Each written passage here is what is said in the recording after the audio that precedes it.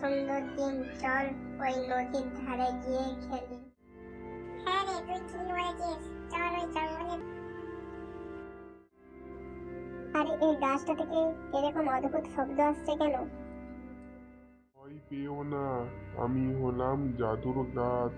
তুমি যদি কাউকে সাহায্য করো বা ভালো কাজ করো, তাহলে আমি তোমার ইচ্ছে পূরণ করব। সত্যি? ঠিক আছে, আমি চেষ্টা করব ভালো কাজ করার। হ্যাঁ, এই কি আমার সর্বনাশ হলো! আমার ঘর যে ভেঙে গেল, এখন আমি কোথায় যাব?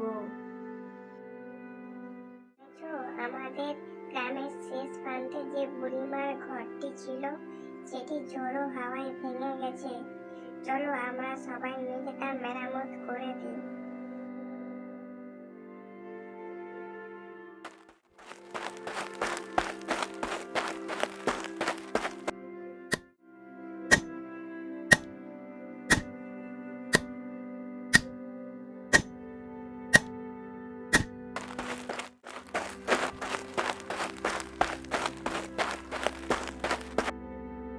মিনি, তুমি খুব ভালো কাজ করেছো।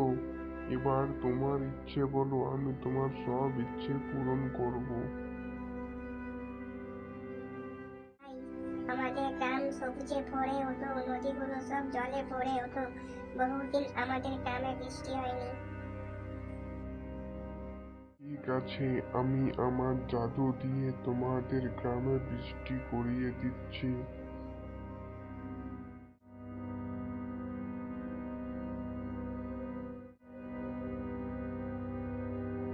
ধন্যবাদ মিনি, তোমার জন্য আমাদের গ্রাম আজ সবুজে ভরে উঠেছে।